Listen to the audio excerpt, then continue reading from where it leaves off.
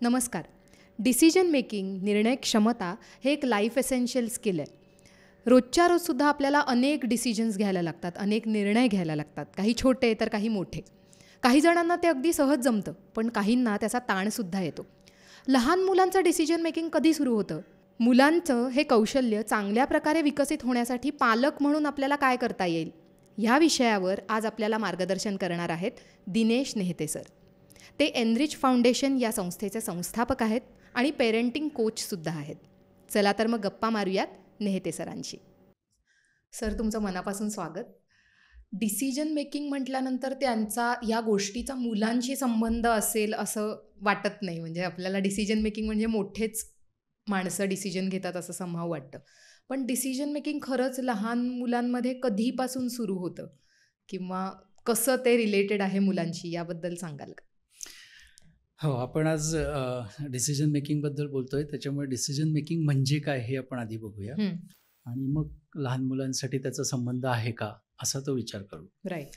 So decision making असं ज्यावेळी आपण म्हणतोय त्यावेळी ती निवडण्याची प्रक्रिया आहे आणि ही खरं तर कॉग्निटिव्ह ब्रेनमध्ये म्हणजे प्री फ्रंटल लोब असं ज्याला म्हणतात त्याच्यामध्ये तयार होते. बरं.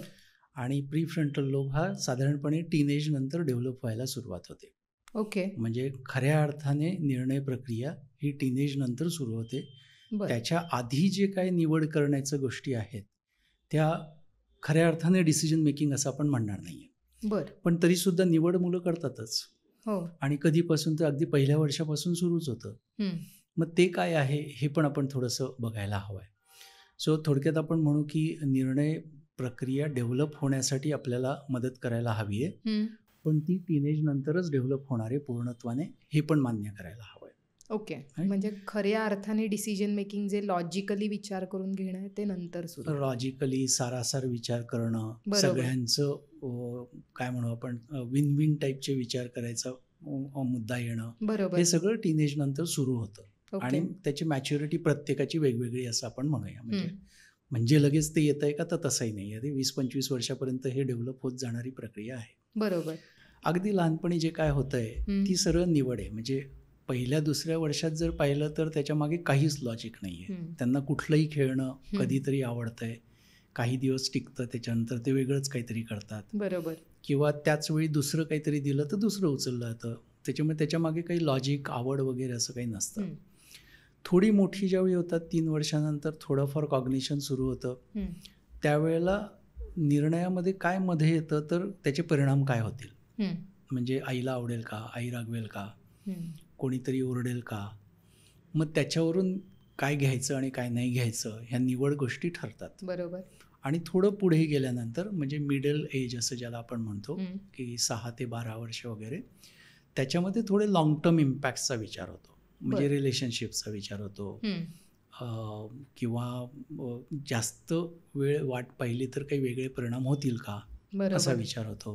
म्हणजे थोडक्यात मला जर पॉकेट मनी मिळत असेल तर रोज मी बिस्किट घ्यायचं, चॉकलेट घ्यायची, कमी काही दिवस पैसे साठवायचे आणि मला पाहिजे ते खेळणं किंवा मला पाहिजे ते पुस्तक घ्यायचं. सो हा जो भाग आहे हा फक्त कॉन्सिक्वेन्सेसचा किंवा लॉंग टर्म कॉन्सिक्वेन्सेसचा विचार करून घेतलेला आहे. ओके. याच्यात खूप सारं लॉजिक नाही आहे. ओके. टीनेज नंतर मात्र बरेच प्रकारचं लॉजिक येतं. म्हणजे माय बेनिफिट, माय फॅमिली बेनिफिट किंवा याचा काय परिणाम होईल लॉंग टर्म, किंवा मॉरली करेक्ट आहे का, बरोबर, या टाईपचे जे विचार आहेत ते विचार साधारणपणे 13-14 नंतर सुरू होतात. तिथं आपण खऱ्या अर्थाने ती निर्णय प्रक्रिया असं म्हणूया. बरं. म्हणजे मल्टिपल फॅक्टर्सचा विचार करून निर्णय घेणं हा जो भाग आहे हा नंतरचा असतो. बरोबर. पण मग आता हे जरी आपल्याला लक्षात आलं की टीनेज नंतर हे खरं होणार आहे, पण त्याच्या आधीपासूनच काही तयारी किंवा काही गोष्टी की ही प्रक्रिया आणि हे चांगल्या प्रकारे डिसिजन मेकिंग करता यावं या दृष्टीने काय करता येऊ शकेल लहान मुलांबरोबर पालक म्हणून? बरोबर. सो पालकांची भूमिका याच्यात खूप महत्त्वाची आहे, कारण निर्णय प्रक्रिया डेव्हलप होताना त्याच्यामध्ये येणाऱ्या अडथळ्यांचा पण विचार करायला पाहिजे. तो आपण नंतर करूया, मी बोलतो त्याच्याबद्दल. पण पालक काय करू शकतात असा आपण विचार करूया. सो अगदी लहानपणी पहिली गोष्ट महत्त्वाची म्हणजे की लहानपणापासून स्वायत्तता, ऑटोनॉमी त्यांना करायला देणं हे महत्त्वाचं आहे. हं. कारण निर्णय प्रक्रियेला चांगली डेव्हलप होण्यासाठी सगळ्यात महत्त्वाचं काय आहे तर भरपूर अनुभव असणं महत्त्वाचं आहे. बरं. वेगवेगळ्या प्रकारचे अनुभव असणं महत्त्वाचं आहे. हं. पुढे जाऊन हेच त्यांना उपयोगात येणार आहे निर्णय घेण्यासाठी. हं. सो म्हणून मग स्वायत्तता देणं, बरं. म्हणजे थोडक्यात ते काय करता आहेत ते त्यांना करू देणं, पण अर्थातच आपल्याला ते करू देता येत नाही. हं. मग अशा वेळेला आपण पर्याय देऊ शकतो. बरं. म्हणजे मल्टिपल ऑप्शन्स आणि ऑप्शन्समधलं एक उचलणं जे ते त्याच्या मनाने उचलणार आहे. बरोबर. सो याच्यामुळे त्यांना काय होतं की त्यांना ते आपण निवडतोय असं वाटतं. हं. निवडण्याची प्रक्रिया त्यांना करता येते, त्याचे अनुभव येतात आणि त्याचा उपयोग होतो. बरं. सो अगदी लहानपणी असेल त्याच्यात ह्या गोष्टी आहेत. दुसरी गोष्ट सेफ एन्व्हायरमेंट असणं महत्त्वाचं आहे. हं. म्हणजे भीती नको, एस्पेशली चुका घडण्यासाठीची परवानगी असली पाहिजे. हं. काहीतरी प्रयत्न केल्यानंतर काहीतरी चुकणार आहे. बरोबर. चुकल्यानंतर आपण जर ओरडलो, आपण रागवलो, तर मग निर्णय घेतलेला आपला चुकला हं. आणि निर्णय घेण्याची भीती या त्यापेक्षा मी दोन्ही गोष्टी निवडतच एकत्र नाही असं निवडतच नाही थांबू याच्यात ते जाऊ शकतं. बरं. म्हणून आपण त्यांना चुकांना परवानगी देणं, बरोबर. चुकू देणं, धडपडू देणं. मग एखादं उदाहरण तुम्ही सांगू शकाल काय? अगदी साधे साधे उदाहरणं देता येतील ना आपल्याला, की पावसात गेला हं. आणि सर्दी झाली. हं. पुढच्या वेळी म्हणतोय की मला पावसात जायचं आहे. हं. सो आपण म्हणायचं की मागच्या वेळी तुला आठवतंय, हं. तू बघ, विचार कर हं. आणि जाऊ द्यायचं. बरं. मग तिथे म्हणायचं नाही की मागच्या वेळेला सर्दी झाली होती जायचं नाही असं. हां, बरोबर. बरं. सो जे नॅचरल कॉन्सिक्वेन्सेस आहेत ते अनुभवतात आणि त्यातनं मग पुढच्या वेळी ते ठरवू शकतात. ओके.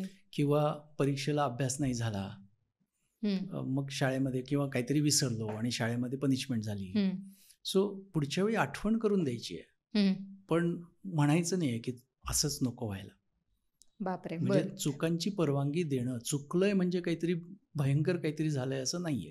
म्हणजे आपण जो काय म्हणतो त्याला ते ठरवून टाकतो की हे करायचं नाहीये, मागच्या वेळेला असं झालं होतं असं न करता आठवण करून देऊन आता तू ठरव. किंवा आपण रागवतो हो. की मागच्या वेळी सांगितलं होतं तरी तुझं असं झालंय. बरोबर. म्हणजे चूक होण्याची परवानगी नाहीये. ओके. सो तसं नको व्हायला. हं. सगळ्यात महत्त्वाचं असं लक्षात घ्या की चूक किंवा फेल्युअर हे कशाचं लक्षण आहे तर हे प्रयत्नांचं लक्षण आहे. हं. प्रयत्न केला तर चुका होतात, बरोबर. प्रयत्नच नाही केला तर चुका होण्याचे चान्सेस कमी होतात. आणि मग ज्यावेळी तुम्ही रागवता, फेल्युअरबद्दल रागवता, त्यावेळी पुढच्या वेळी प्रयत्न न करणं होतं. बरोबर. राईट. सो त्याच्यामुळे चुकांची परवानगी देणं, ह्याच्यात त्यांना एन्व्हायरमेंट सेफ वाटतं. म्हणजे आपल्याला करायला परवानगी आहे बरोबर. हे त्याच्यात लक्षात येतं. सो सेफ एन्व्हायरमेंट हा महत्त्वाचा भाग आहे. पालकांनी मुलांना पुढे जाऊन निर्णय घेता यायचे असतील बरोबर. तर चुका करायला परवानगी देणं. पण म्हणजे सर इथे आम्हालाच स्वतःवर कंट्रोल ठेवायला लागेल, कारण सवय इतकी लागलेली असते की आपण सहज सांगून जातो की हे असंच करायचं आहे. इथे न देता तिथे तो चॉईस आणि तो त्याला घेऊ देणं, किंवा हेच अनुभव आहे की त्याच्यामध्ये कदाचित तुम्ही म्हणता तसं फेल्युअर पण येणार आहे, पण आपल्याला दिसतंय म्हणून आपण तो अडवतो. तर ते तसं बरोबर नाही सो करायचं. आपण असं म्हणू की आपण पालक हो. लोक चूक बरोबरच्या चक्रव्यूहात अडकलेलो आहोत. हो. म्हणजे आपण वेगळ्या प्रकारे असा विचार न करता हे बरोबर हे चूक असं म्हणतो. बरोबर. नाही, त्याला असं वाटतंय, याला असं वाटतंय असं आपण नाही म्हणत. हं. हा बरोबर आहे, हा चूक आहे असं म्हणतो. ओके. किंवा ही गोष्ट बरोबर आहे, ही गोष्ट चूक आहे असं म्हणतो. पण त्या वेगळ्या असू शकतात, त्या चुकीच्या नसतात. म्हणजे मला गमतीशीर गोष्ट जी आठवते, जी खूप ठिकाणी चर्चा पण झालेली आहे, की पोपटाला काळा रंग दिला किंवा पोपटाला पांढरा रंग दिला की लगेच रागवायचे. पोपट हिरवा असतो. आणि मग ती आम्हाला चूक वाटायची. आणि मग पोपटा म्हणजे प्रत्येक ठिकाणी रंग देताना आपल्या बाजूला दिसतं तेवढंच. पण मी मोठा झाल्यावर मला कळलं की पोपटांना अनेक रंग असतात. म्हणजे भारतातले पोपट, पॅराकिट एका प्रकारे दिसत असले बरोबर, तरी बाहेर ह्या स्पेसिसचे असे काही पक्षी आहेत की ज्यांना वेगळे रंग आहेत. राईट. सो आपण आपल्या चूक बरोबर मध्ये अडकून पडल्यामुळे मुलांना एक्सप्लोअर करायला पण देत नाही. सो ते होऊ नये याची काळजी घ्यायला पाहिजे. म्हणजे मग पुढे जाऊन निर्णय घेणं सोपं होतं, कारण त्यांच्याकडे ऑप्शन्स भरपूर असतात आणि त्याच्यातली निवड करणं सोपं जातं. तो फ्रीडम पण त्यांना दिला. करेक्ट. सो भीतीच्या ऐवजी फ्रीडम देणं, बरोबर. स्वायत्तता देणं. ओके. सो इम्पोज करणं हा त्याच्यातलाच भाग आहे की आपण त्यांना निर्णय घेऊ देत नाही. खरं निर्णय घेण्यासाठी काय आवश्यक आहे तर भरपूर अनुभव आवश्यक आहे. आणि आपण जर त्यांना अनुभवच मिळू नाही दिले, आपण एक एकच गोष्ट सांगत गेलो तर मग त्यांना पुढे जाऊन निर्णय घेणं कठीण होतं. कारण बरोबर आहे. वेगवेगळ्या प्रकारच्या अनुभवातून जर ते गेलेले असतील तर ते तिथं सगळा विचार करू शकतात की काय काय परिणाम होऊ शकतात बरोबर आहे. आणि मग निर्णय घेणं सोपं होतं किंवा योग्य निर्णय घेणं सोपं होतं असं बरोबर म्हणूया आहे. आपण. म्हणजे काही वेळेला परिणाम आपल्याला दिसत असतात, की यांनी त्याला त्रास होणार आहे म्हणून आपण जे थांबवतो ते न थांबवता तो अनुभव घेऊ येऊ देणं, देत. हां, ओके. सेफ एन्व्हायरमेंटमध्ये घेऊ सेफ देणं हा त्याच्यातला एन्व्हायर्नमेंटमध्ये. महत्त्वाचा भाग बरोबर. आहे. पण इथे जर का नुकसान होणारे असं जर का असेल, की आपल्याला जाणवतं, की हा इथे निर्णय घेऊन देऊन उपयोग नाहीये. तर त्यावेळेला अगदी फर्म बरोबर. तिथं आपण तो घेऊ द्यायला नकोय, पण हं. तरी सुद्धा नुकसानाची तीव्रता बरोबर. हाही विचार करावा. म्हणजे खरचटणार असेल तर खरचटू द्यावं. जखम होणार असेल तर जखम होऊ द्यावी. हं. फ्रॅक्चर होणार असेल तर थांबावं. बापरे! Right? ओके. कारण जखमा भरून निघतात. फ्रॅक्चरला मग पुढचे परिणाम असतात. त्याच्यामुळे आपण ती तीव्रतेचा पण विचार करावा, की तिथे फर्म कुठे राहायचंय थांबायला पण पाहिजे. नाहीतर तिथे ते पण अनुभव जर नाही मिळाले तर मग जगातले स्ट्रगल्स सहन करण्याची ताकद मुलांमध्ये नाही आहेत. आणि मग निर्णय घेताना भीतीतून निर्णय घेतले जातात. ओके. ही भीती मुळात तिथून येणार आहे एवढ्या करेक्ट. लहानपणातून. सो लहानपणापासून सेफ एन्व्हायरमेंट महत्त्वाचं का? तर पुढे जाऊन निर्णयांमध्ये अडचण निर्माण होऊ नये म्हणून. तुम्ही बोलताना असं म्हणताय की म्हणजे मग आपण काही करायचं नाही का? आपण सांगायचं नाही का? हं. तर आपण असं म्हणूया की कंट्रोल करू नका, मार्गदर्शन करा. सो मार्गदर्शन करा म्हणजे काय? याच रस्त्याने जा असं नाही. हाही रस्ता आहे असं सांगणं. बरोबर. असा एक प्रयत्न करून बघ ना, किंवा हा विचार केलास का? हं. अशा टाईपने बोलणं खूप महत्त्वाचं आहे. ओके.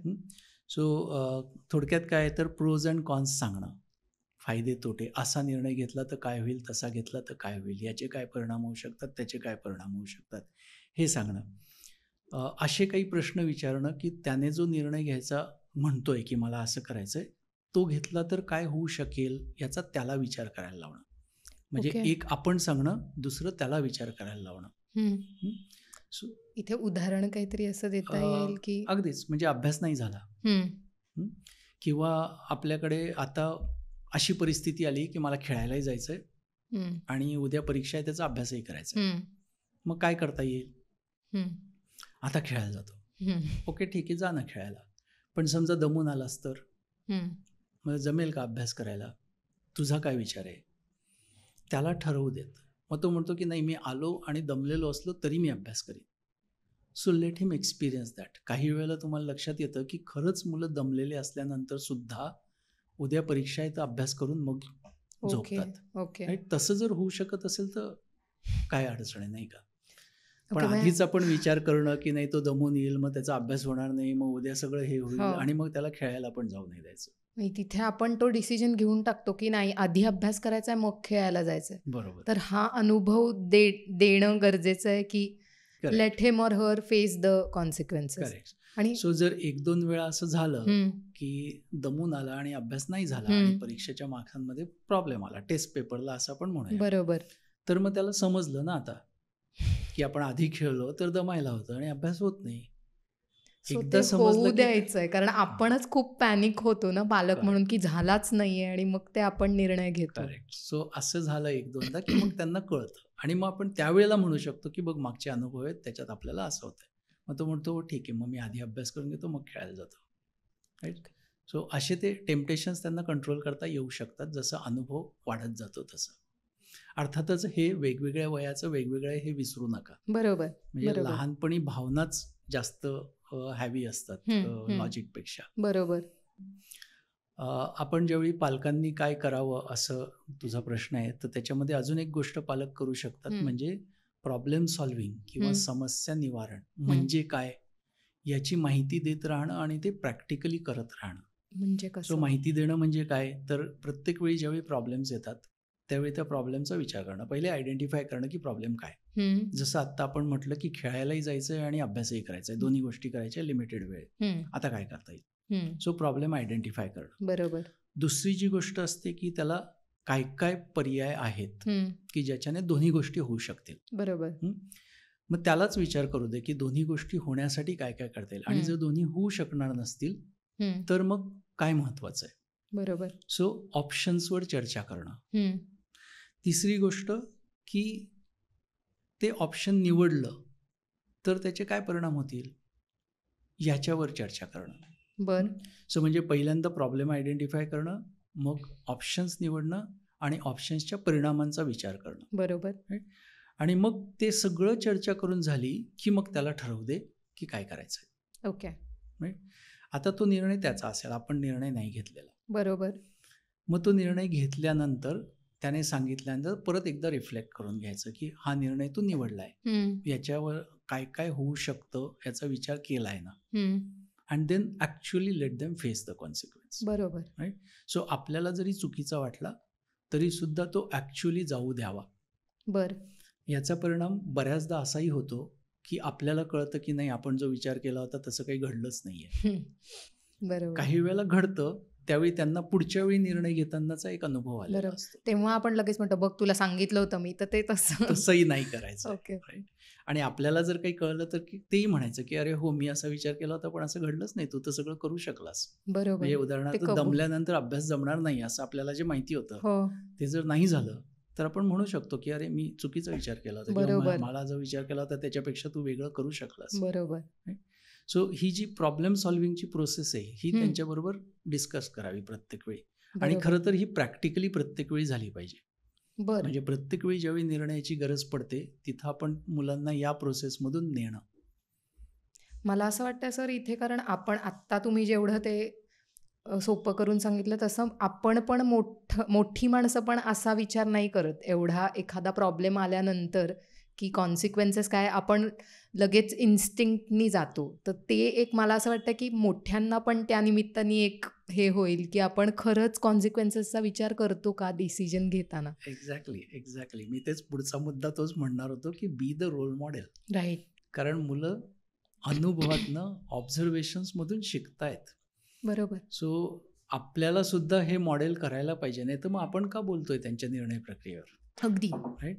सो आपण आपले निर्णय ज्यावेळी घेतोय, आपले घरातले मोठे निर्णय घेतोय, ते सुद्धा आपण मुलांशी चर्चा करायला हरकत नाहीये. बरोबर. म्हणजे असा मी निर्णय घेतला, मग मी त्यावेळी हा विचार केला, असं मी करणार आहे.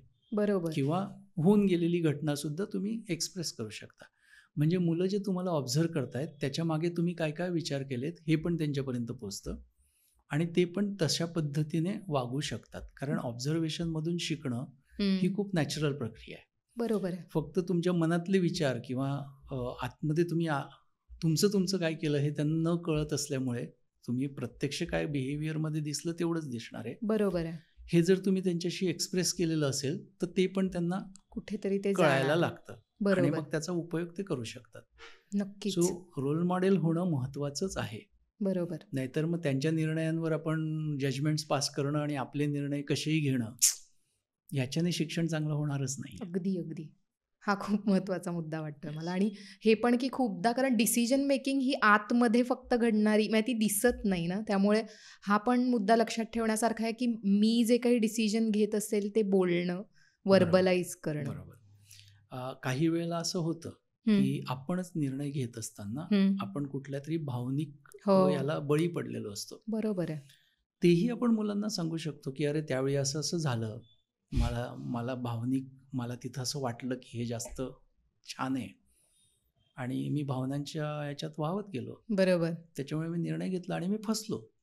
खरं आहे. राईट. हे पण त्यांना सांगूया ना. आपल्याला नाही जमलं पण तसा प्रसंग त्यांच्यावर ज्यावेळी येतो त्यावेळी त्यांना कळेल ना की आपल्याला भावनांना ताबा ठेवायला पाहिजे. बरोबर आहे. राईट. सो हेही मुलांशी शेअर करणं महत्त्वाचं आहे. बरोबर आहे. बऱ्याचदा आपण हिरो होण्याचा प्रयत्न करतो आणि आपल्याला वाटतं की त्याच्यातनंच मुलं शिकू शकतात किंवा ॲस्पायर होतात. पण आपण आपल्या विकनेसेसला एक्सप्रेस करत गेलो मुलांच्या समोर तर त्यांना कुठे काळजी घ्यायची आहे हे कळत जातं आणि ते तुम्हाला कमी समजायच्याऐवजी तुम्हाला प्रॅक्टिकल समजतात आणि मग ते पण प्रॅक्टिकल व्हायचा प्रयत्न करतात. बरोबर. हा खूप महत्त्वाचा मुद्दा वाटतो. कारण आत्ता आपण बोलतानाच मला इतकं असं वाटतं की खूपदा डिसिजन भावनिकच घेतले जातात, मोठ्यांचे पण अनेकदा. तर ती या निमित्ताने ती पण एक काहीतरी विचार केला जाईल आमच्याकडून सुद्धा की आम्ही कसे डिसिजन मेकर आहोत आणि काय करतो. येस सर, आपण आता तुम्ही जे सांगितलं की ही प्रोसेस आहे आणि खरं तर मी पण याचा विचार नव्हता केला की अशी प्रोसेस असू शकते, पण याच्यात अडथळे पण येतात. मुलांच्या बाबतीत किंवा ओव्हरऑलच डिसिजन मेकिंगमधले अडथळे काय असतात? ओके. सो आपण असं म्हणतोय की डिसिजन मेकिंग कठीण का होतं किंवा हम्म. जमत का नाही, बरोबर. किंवा काही वेळेला आपण निर्णय घेताना गोंधळतो का, हो, याच्याबद्दल आपण बोलतोय. बरोबर. सो खूप महत्त्वाच्या गोष्टी त्याच्यामध्ये अशा आहे की एक म्हणजे आपल्याला निर्णय घेतल्यानंतर काय होईल, हम्म. फिअर ऑफ फेल्युअर हा हम्म. सगळ्यात मोठा भाग असतो. म्हणजे हे चुकेल का, आपण फेल होऊ का, हम्म. आणि मग त्याचे परिणाम काय होतील. सो या भीतीने निर्णय घेताना खूप वेळा गोंधळ होतो. बरोबर. आणि त्याच्याचमुळे मी म्हणेन की आपण ज्यावेळी मुलांना मोठं करतोय त्यावेळी मुलांच्या मनामध्ये फिअर ऑफ फेल्युअर नसेल याची काळजी घेणं हे खूप महत्त्वाचं आहे. बर. आणि बालपणापासून तुम्ही त्यांना निर्णय घेऊ द्या, फेल होऊ द्या आणि बाहेर येऊ द्या, म्हणजे पुढच्या वेळेला काम करू द्या. खरं आईन्स्टाईनचं उदाहरण पाहिलं किंवा आईन्स्टाईनचं वक्तव्य पाहिलं तर लक्षात येतं की फेल्युअर हे फक्त ॲडिशनल डेटा देणारी गोष्ट असते. म्हणजे त्याचं असं म्हणणं होतं की 999 वेळा मी जो फेल झालो आहे 1000 पैकी, तर तो फेल झालेलो नाही आहे. मला 999 पद्धती अशा कळल्या की ज्याच्याने बल्ब तयार होऊ शकत नाही. राईट. 1000व्या वेळी मला तो कसा करायचा ते कळलं, पण मी इतक्या वेळेला जे जमलं नाही त्याच्यातनं शिकलो की कसं करायला नको. राईट. सो तसंच वागताना सुद्धा आपण ज्यावेळी चुकतो, फेल होतो, अभ्यासात फेल होतो, कुठेही फेल होतो, त्यावेळी मी काय केल्यामुळे हे घडलं याची माहिती मला मिळते. बरोबर. म्हणून फेल्युअरबद्दल रागवू नका, ओरडू नका, फेल होऊ द्या. फेल होणं चुकीचं नाही आहे. थोड्या वेळापूर्वी म्हटलं तसं failure is basically indication that you are trying something. Right. So त्यांना ट्राय करू द्या. फक्त एक म्हणत राहू की त्याच्यातनं आपण काय शिकलो. राईट. सो त्याच्यातनं काय शिकलो ही प्रक्रिया महत्त्वाची आहे. बरोबर आहे. सो प्रत्येक वेळी ज्यावेळी काहीतरी चुकतंय, फेल होतंय, त्यावेळी पुढचं काम आपलं करून घेणं आहे. ते म्हणजे काय करता आलं असतं, कशामुळे हे घडलं, याच्यावर चर्चा करणं. बरोबर. आपण सारखा निर्णय घेत असल्यामुळे किंवा आपण कंट्रोल करत असल्यामुळे बऱ्याचदा असं दिसतं की मुलं आईबाबांवर अवलंबून असतात. म्हणजे कुणाकडे गेलो आणि त्यांना लाडू मिळाला की पटकन आईबाबांकडे बघणं, खाऊ का, मला असं वाटत होतं हे चांगलं आहे. नाही. किंवा किंवा चित्र काढताना रंग भरताना कोणता रंग भरू, आईने सांगितल्याशिवाय किंवा कोणीतरी व्हॅलिडेट केल्याशिवाय ते बरोबर आहे हे न वाटणं, माझं मला ठरवायला परवानगी नसणं, बरोबर. हे जितकं होतं. म्हणजे पालक जर खूप कंट्रोल ठेवत असतील प्रत्येक ॲक्शन्सवर तर ती डिपेंडन्सी डेव्हलप होते. आणि मग ती मोठेपणी तरीसुद्धा निर्णय घेता येत नाही, कारण आपल्याला कोणीतरी सांगावं. मग आईबाबांच्या छत्राच्या बाहेर पडलो की बॉसेसने सांगावं, डिक्टेट करा, असं कोणीतरी सांगा, बरोबर, कोणीतरी मला व्हॅलिडेट करा. आपण जे याला आज्ञाधारक म्हणतो हे तसं नाहीये. तसं इन अ वे डिसिजन मेकिंगला अडचणीचं आहे. बरोबर. सो आज्ञाधारक वेगळं असं म्हणूया आपण, कारण जिथं रोल्स आहेत, डिफाईन्ड रोल्स आहेत आणि डिफाईन्ड पद्धती आहेत, तिथं मला त्यांच्याप्रमाणे वागता पण आलं पाहिजे. बरोबर. त्याला आपण आज्ञाधारकपणा म्हणू. पण आज्ञाधारक माणसाने उलट प्रश्न विचारायचे नसतात असं नाहीये. त्याला जर शंका आली तर तो विचारू शकतो, त्या शंकेचं निरसन होऊ शकतं आणि मग तो काम करू शकतो. बरोबर. सो शंका विचारणं हा आज्ञाधारक नसण्याचा भाग नाहीये, हे लक्षात घेणं. न करणं तुमच्या मनाप्रमाणे किंवा ते सांगितलेलं काम न करणं हा जो आहे हा आज्ञाधारक नसणं आहे. बरोबर आहे. पण मी 5-25 प्रश्न विचारले, माझ्या शंकांचं निरसन करून घेतलं आणि मग मी ते वागलो, किंवा शंकांचं निरसन झालं नाहीये तरीही मी ते केलं, तर मी आज्ञाधारकच आहे. बरोबर. पण मी प्रश्न उलट विचारलं म्हणजे मी आज्ञाधारक असं नाही. बरोबर. सो तो फरक आपण समजून घेऊया. आणि त्याच्यामुळे बोलण्याची मुभा असणं, मुलांना ज्यावेळी तुमचं म्हणणं पटत नाही त्यावेळी त्यांना व्यक्त करता येणं, हे पण महत्त्वाचा भाग आहे. परत तिथं दरारा धाक याच्याऐवजी ओपन कम्युनिकेशन असणं. बरोबर. म्हणजे मग त्यांच्या निर्णय प्रक्रियेला मदत होते. आणि अजून एक अडचणीचा भाग जो असतो तो म्हणजे पियर प्रेशर किंवा समाजाचं प्रेशर, जे आपण मोठ्यांमध्ये पण बघतो. बरोबर आहे. की समाज काय म्हणेल, समाजात हे कसं दिसेल, ह्याच्याने तुमच्या निर्णय प्रक्रियेत अडथळे येऊ शकतात. सो हे सुद्धा अडथळे नको असतील तर आपल्याला लहानपणापासून मुलांना ते फ्रीडम देणं महत्त्वाचं आहे. म्हणजे कोणीतरी काहीतरी म्हणतंय, मोठी व्यक्ती म्हणते, तरी तुम्ही याला परवानगी देणं की तुला काय वाटतं, ती त्याला व्यक्त होऊ देणं. आणि जर ते रॅशनल वाटलं तर त्याच्या बाजूने उभं राहणं, की हो ठीक आहे, तुला असं वाटतंय ना, मग तुम्ही त्या इतरांशी बोला आणि म्हणा की मला वाटतंय की तो जे म्हणतोय ते बरोबर आहे. राईट. असं ज्यावेळी होईल त्यावेळी त्यांना हे कळतं की समाजाने काही म्हटलं तरी आपण आपली मतं मांडू शकतो, आपले विचार मांडू शकतो आणि जर लोकांना ते पटले तर तो निर्णय आपण घेऊ शकतो. बरोबर. राईट. सो हे 3 गोष्टी ज्या आहेत त्या आपल्या निर्णय प्रक्रियेमध्ये अडथळे आणणाऱ्या आहेत. मोठेपणी सुद्धा हे टिकून राहतं जर लहानपणी आपण असंच केलं असेल तर. म्हणजे fear of failure, dependency on parents आणि पियर प्रेशर, या 3 गोष्टींनी मोठेपणी सुद्धा निर्णय घेणं कठीण होतं. या 3 गोष्टींचा इन्फ्लुएन्स मुलांवर होणार नाही असं पालकांचं बिहेवियर असणं हे महत्त्वाचं आहे. ओके. म्हणून हे जरी टीनेजमध्ये होणार असेल तरी या गोष्टी ह्या लहानपणीच येणार आहेत, बरोबर, त्याच्यासाठी काम बरोबर, करणं गरजेचं आहे. बरोबर, अगदी बरोबर. ओके. पण जर का असं झालेलं असेल की आता मुलं मोठी थोडी झालेली आहेत आणि आता पुढे काय प्री टीन्सच्या सुमारास म्हणजे तशी आलेली आहे आणि आता हे जरा ह्या गोष्टी नाही कंट्रोल तशा झाल्यात आणि अशा पद्धतीने पुढे गेलेलं असेल तर मग काय करता येईल? ओके. एक गुड न्यूज अशी आहे की टीनेज हे असं वय आहे किंवा ॲडोलसन्स हा असा भाग आहे की तिथं ट्रान्सफॉर्मेशन्स होतात. बरोबर. ट्रान्सफॉर्मेशन्स आणि चेंज याच्यातला फरक असा आहे की चेंजमध्ये मागच्यातले काही लक्षणं पुढे दिसतात, ट्रान्सफॉर्मेशनमध्ये कम्प्लिटली नवं असतं. बरोबर. सो टीनेज हे ट्रान्सफॉर्मेशनचं वय आहे. Right. म्हणजे मुलं कम्प्लिटली वेगळी बदलू होऊ शकतात. याचा आपण फायदा घेऊ शकतो. राईट. सो तुम्ही आत्ता सगळं बदलायला सुरुवात केली, त्यांना मोकळीक द्यायला सुरुवात केली, त्यांच्याशी मैत्रीपूर्ण बोलायला सुरुवात केली, की आधीचे जे परिणाम आहेत ते नलिफाय व्हायला मदत होते. बरोबर आहे. आणि काही वेळेला पूर्ण ट्रान्सफॉर्म होऊन जाऊ शकतो. नक्की. म्हणजे तेव्हा आत्ता जे काही आपण डिस्कस केलेलं आहे त्याच पद्धतीने आता इथून पुढे करायचं. करायचं. बरोबर. आणि मागच्याबद्दल बोलायचं की हो मी ते म्हटलं होतं त्यावेळी मला तसं वाटलं होतं, पण आता विथ द एज किंवा विथ द एक्सपिरियन्सेस मला कळलंय की असं नकोय. बरोबर. अशी भीती वाटून घ्यायची गरज नाहीये. इथे मला सर असं वाटत होतं बऱ्याचदा आपणच तो आपला त्रास किंवा याच्यासाठी हे सगळं टाळतो की काय, कारण त्याच्यात चर्चा आणि डिस्कशन याच्यात नको वाटत असतं आपल्याला की मी सांगते ते ऐक आणि हे, तर याला थोडंसं मला वाटतं 2 गोष्टी याच्यात येतात. एक आपला अहंकार म्हणू, इगो म्हणू, की ॲज अ पेरेंट मला सगळं आलं पाहिजे, आलंच पाहिजे. आणि दुसरं म्हणजे जर गोष्टी आपल्या हाताबाहेर गेल्या तर कशा हाताळायच्या याची भीती. ही भीती असते आपल्याला. या 2 ह्याच्यात या गोष्टी गडबडू शकतात. सो अहंकार मला वाटतं सोडावा, की आईबाबांना सगळंच माहिती असलं पाहिजेची गरज नाही. ज्यावेळी मुलं खूप कठीण प्रश्न विचारतात, आपल्याकडे उत्तरं नसतात, त्यावेळी प्रांजळपणे मान्य करून टाकायचं की मला माहिती नाहीये.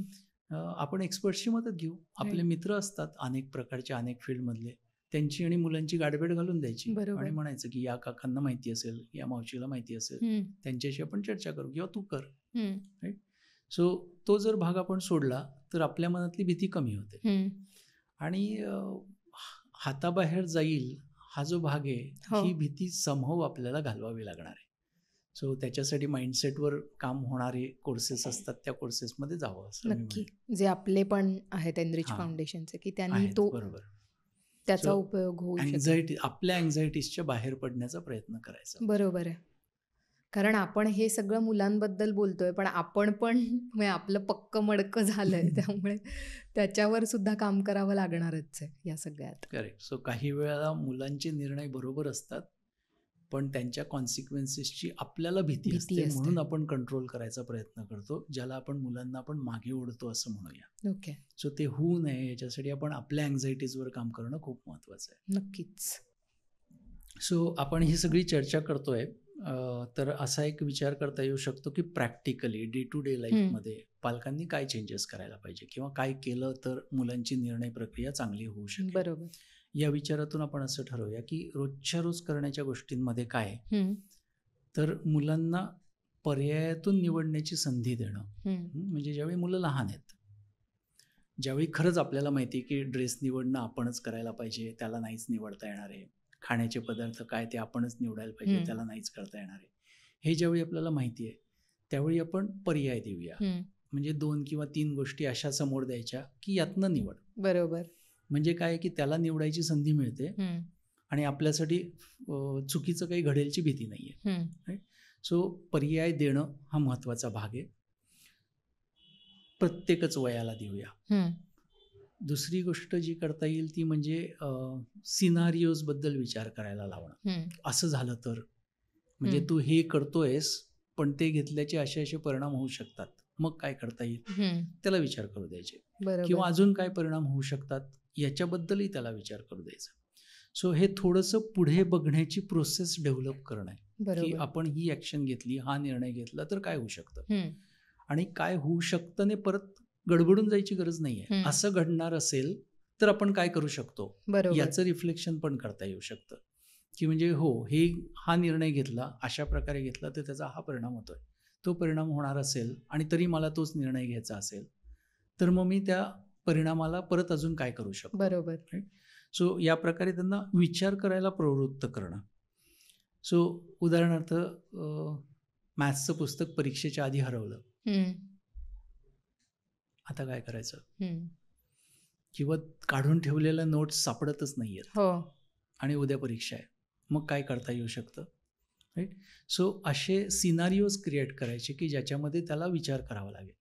आता याचा फायदा काय होणार आहे की ॲक्च्युली गोष्टी घडतात त्यावेळी त्याला विचार करण्याची प्रोसेस तयार झाली की काय काय पर्याय असू शकतात. बरोबर आहे.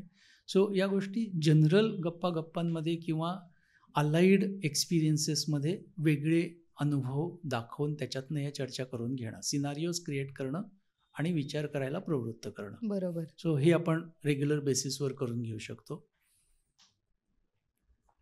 निर्णय घेतल्यानंतर रिफ्लेक्शन्स नावाचा जो भाग असतो तसं, म्हणजे मग काय होऊ शकतं, काय घडणार आहे, काय घडलं तर काय करता येऊ शकेल, या टाईपचे घेतलेल्या निर्णयाबद्दलचे रिफ्लेक्शन्स. किंवा असं झालं, हे झालं, अजून काही वेगळं होऊ शकलं असतं का, घडलेली घटना अशी घडली पण हीच घडायची गरज होती का, वेगळी पण घडू शकली असती, याच्यावर चर्चा. म्हणजे निर्णय घेतल्यानंतर एकाच प्रकारचा आउटकम असेल असं नाही, वेगवेगळे आउटकम असू शकतात. मग त्यावेळी काय काय असू शकतात ते पण बघता येणं आणि त्याचा विचार करता येणं, परत प्रोबॅबिलिटीचा विचार करता येणं की किती चान्सेस आहेत असं घडण्याचे आणि किती चान्सेस आहेत तसं घडण्याचे. सो या प्रकारच्या चर्चा. सो पुस्तक हरवलं किंवा नोट्स हरवल्या, मग काय होऊ शकतं, मग मला मित्रांना विचारता येऊ शकतं किंवा मला रिकॉल करता येऊ शकतं, मी शांतपणे बसून तो विषय, मी काय नोट्स काढल्या ते आठवू शकतो वगैरे वगैरे. या प्रकारे बरोबर निर्णय घेताना अशी परिस्थिती निर्माण होऊ शकते आणि मी त्याचा कदाचित आधीच विचार करून काम करू शकेल. बरोबर. कॉन्सिक्वेन्सेस बद्दल आपण म्हटलंच की कॉन्सिक्वेन्सेस काय घडू शकतात याचा विचार करणं. आणि एक महत्त्वाची गोष्ट जी पालकांनी मस्ट आहे करणं ती म्हणजे मुलांवर जबाबदारी टाकणं, वेगवेगळ्या प्रकारच्या ॲक्शन्ससाठीची जबाबदारी टाकणं, त्यांच्या आयुष्याची जबाबदारी त्यांनी घ्यायला त्यांना शिकवणं. मग हे वेगवेगळ्या ह्याच्यातनं, म्हणजे घरातली कामं सांगणं, सुरुवातीला अगदी छोटी कामं सांगणं. बरोबर. मग रस्त्याने जाताना, म्हणजे आता समजा माझं मूल 5 वर्षाचं आहे, चालायला लागलं, बोलता येतंय आणि अगदी घराच्या बाजूला शेजारी एखादं दुकान आहे, सो मी जर म्हटलं की जा बेटा दुधाची पिशवी घेऊन ये, बरोबर, तर ज्यावेळी जबाबदारी येते त्यावेळी रस्त्याने चालताना काय करायला पाहिजे, डावीकडनं चालायचं, उजवीकडनं चालायचं, पळत पळत जायचं का नाही, ह्या सगळ्याचे निर्णय घ्यावे लागणार. बरोबर आहे. आणि जितके अनुभव जास्त येतील, रिस्पॉन्सिबिलिटी असेल, तितके ती निर्णय त्यांनी घ्यायचे ते त्यांच्या लक्षात येतात. राईट. सो अशा जबाबदाऱ्या वयाप्रमाणे वेगवेगळ्या जबाबदाऱ्या देणं. बरोबर. मोठ्या मुलांना पैसे हाताळायला देणं की हे पैसे तुझ्याकडे अशा अशा गोष्टी करायच्या आहेत, मग त्या तू कर आणि उरलेले पैसे मला आणून दे. किंवा बाजारात जाणं, बँकेत पैसे जमा करणं, फॉर्म भरणं, हे हळूहळू हे त्यांच्या म्हणजे ते वयाप्रमाणे. बरोबर आहे की तुझा फॉर्म आहे, तुला भरायचा आहे, मग काळजीपूर्वक भरणं, काय भरायचं याचा निर्णय घेणं, हे सगळं त्यांना करावं लागणार. बरोबर आहे. सो जितक्या जबाबदाऱ्या तुम्ही त्यांच्यावर टाकाल तितकी त्यांची निर्णय क्षमता वाढणार आहे. राईट. कारण अनुभव वाढत जाणार आहे, चुका होणार आहे, फॉर्म भरताना चुका होणार आहे, खाडाखोड होणार आहे, खाडाखोड झाल्या की त्याचे परिणाम होणार आहेत. बरोबर. सो ते सगळं करत करत हळूहळू फाईननेसकडे ते जायला सुरुवात होते. बरोबर आहे. अर्थातच याच्यात फॉर्म भरताना चूक झाली की आरडाओरडा करणारे पालक आणि ओके ठीक आहे नवीन फॉर्म घेऊ परत भरू म्हणणारे पालक, याच्यामध्ये फरक पडणार. बरोबर आहे. सो चूक होऊ शकते, दुरुस्त करायची असते, इतका साधा त्याच्यातला मेसेज आहे. सो हे जर आपण रेग्युलर बेसिसवर मुलांबरोबर करत राहिलो वयाप्रमाणे, बरोबर, तर निर्णय क्षमता चांगली डेव्हलप होते आणि ती टीनेजमध्ये खऱ्या अर्थाने सुरू होते आणि 20-25 पर्यंत पूर्ण होते असं आपण म्हणूया. त्याच्यानंतरच खरं योग्य निर्णय घेतात का मुलं हे बघणं हे त्याच्यानंतरची गोष्ट आहे, त्याच्या आधीची नाही आहे. सर हे सगळं तुम्ही एक्सप्लेन केलं आणि मुद्दे सगळे लक्षात आले, पण तरीसुद्धा आपण असं बघतो की प्रत्येकाची निर्णय क्षमता वेगवेगळी आहे. म्हणजे अनुभवातनं हे चांगलं होणार आहे हे लक्षात आलं, पण प्रत्येकाची मग निर्णय घेण्याची पद्धत आणि हे वेगळी कशी काय असते? ओके, सो आपण सगळे जे मुद्दे पाहिले खरं त्याच्यात ह्याचं उत्तर आहे की प्रत्येकजण वेगवेगळ्या पद्धतीने निर्णय घेणार आहे, कारण त्यांचे अनुभव वेगवेगळे आहेत पहिल्यापासूनचे. त्यांना फेल्युअरची भीती किती वाटते याच्यावर एक बेस्ड असणार आहे आणि त्याच्यामुळे प्रत्येकाचा त्या सिच्युएशनमधला निर्णय वेगळाच असणार. त्याच्या अनुभवांप्रमाणे, त्याच्या रिस्क टेकिंग बिहेवियरप्रमाणे तो निर्णय घेणार. ज्याला असं वाटतं की चुकलं तरी मी सांभाळून घेऊ शकतो, तो जास्त चॅलेंजिंग निर्णय सुद्धा घेऊ शकतो. बरोबर आहे. पण ज्याला असं वाटतं की चुकल्यानंतर मला हे नाही हँडल होणार, तो त्याच्यापासून म्हणजे सोपा निर्णय घेणार, म्हणजे सेफ सिच्युएशनमध्ये जाण्याचा प्रयत्न करणार किंवा निर्णयच नाही घेणार. बरोबर, दुसऱ्या कोणाला तरी येऊ दे, मी नाही त्याची जबाबदारी घेणार. अगदी. सो हे सगळे अनुभवांचे आणि भीतीदायक अनुभवांचे परिणाम आहेत. बरोबर. म्हणूनच मोठं झाल्यावर पण आपण हे ज्या काही डिसिजन मेकिंगमध्ये थोडीशी गल्लत होते ती काही वेळेला अशी सिच्युएशन असते की आपण सगळा विचार करतो, वेगवेगळ्या कॉन्सिक्वेन्सेसचा विचार करतो, आपल्याला सगळे परिणाम दिसत असतात. बरोबर. आणि मग आता ठरवता येत नाही की हे करू का ते करू. बरोबर. सो तिथं बेसिकली आपण कॉन्सिक्वेन्सेस सहन करण्याची तयारी ठेवत नाही आणि त्याच्यामुळे आपल्याला हे पण नको आणि ते पण नको असं वाटत राहतं. पण जर कॉन्सिक्वेन्सेस सहन करण्याची तयारी झाली तर आपण एक कुठला तरी कॉन्सिक्वेन्स निवडू आणि त्याच्याप्रमाणे निर्णय घेऊन पुढे जाऊ. होऊन जाऊ दे, मी मॅनेज करीन. हे याच्यातून ते पचवणं जे आपण म्हणतो ते पण बरोबर येणार आहे.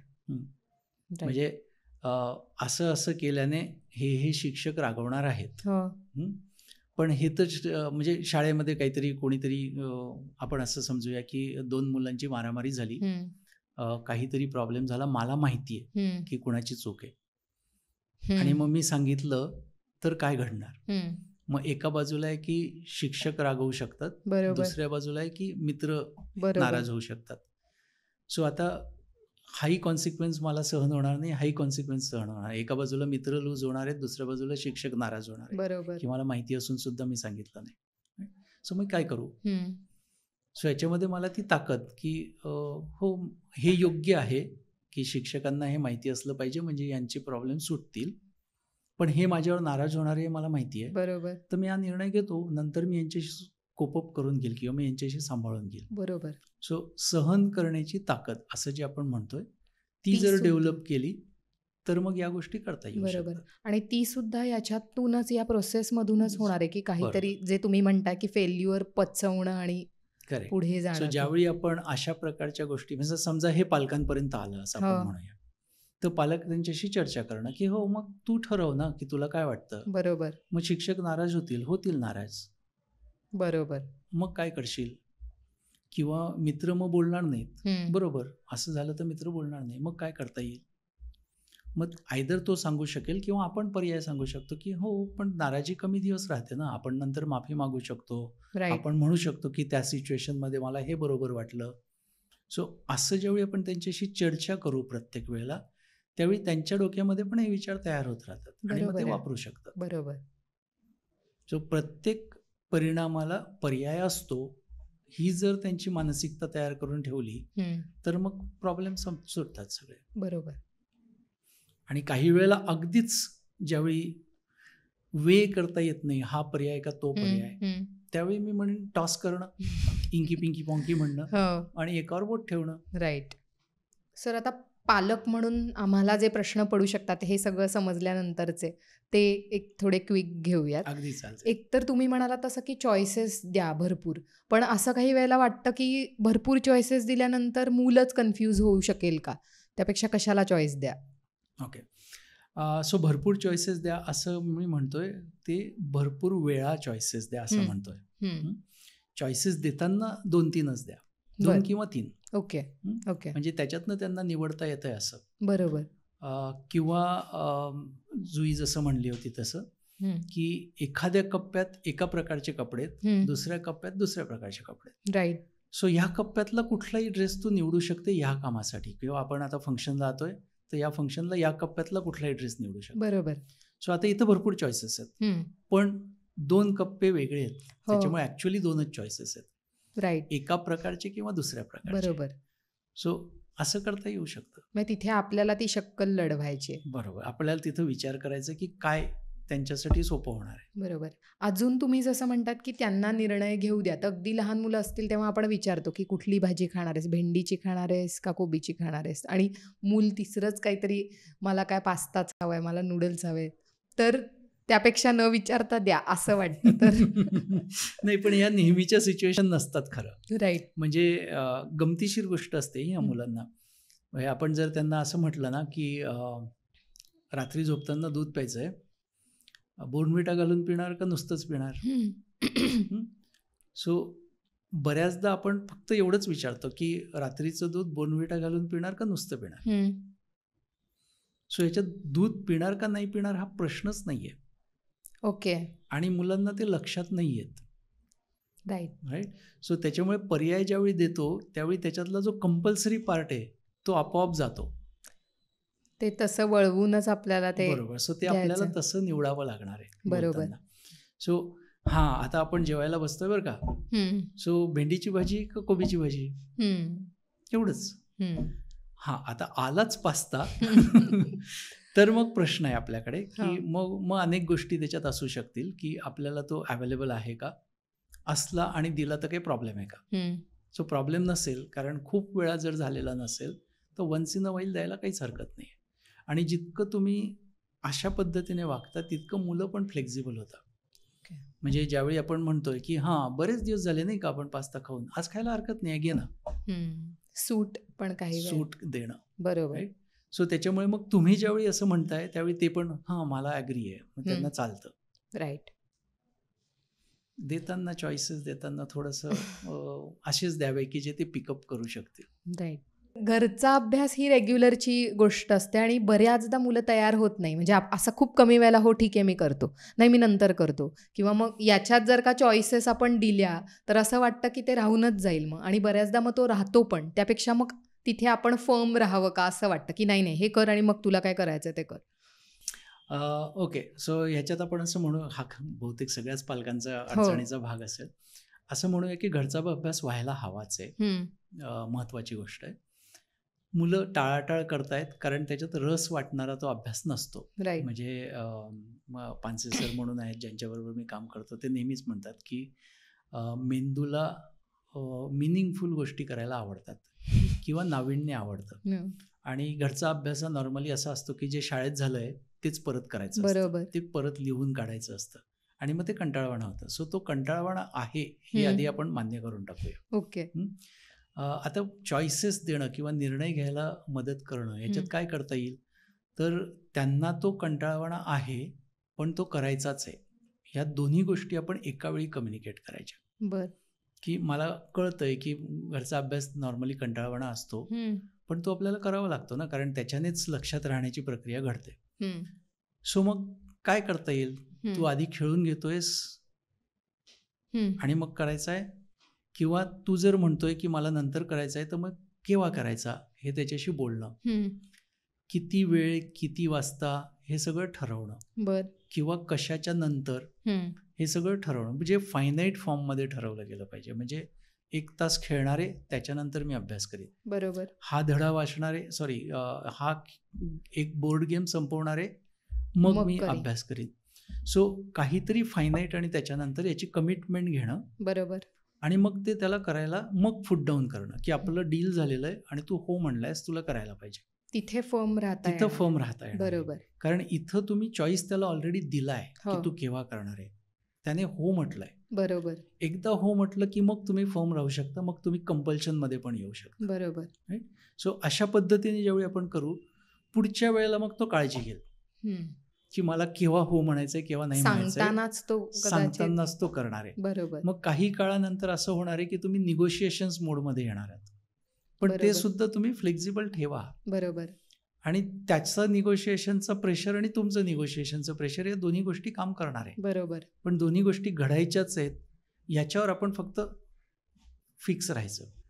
म्हणजे ओके, आपल्याला जे अपेक्षित आहे ते काही गोष्टी ज्या टर्म्स आपण म्हणतो त्या होणार आहेत, पण डिसिजन हे त्याच्याकडून यायचं येणार आहे. आहे. मग Correct. हेच स्क्रीन टाईमच्या बाबतीत पण, की कधी बघणार आहेस. अगदी अगदी. ओके. म्हणजे स्क्रीन टाईम आपला दिवसभरातला ठरले. समजा एक अर्धा तास आहे. हो.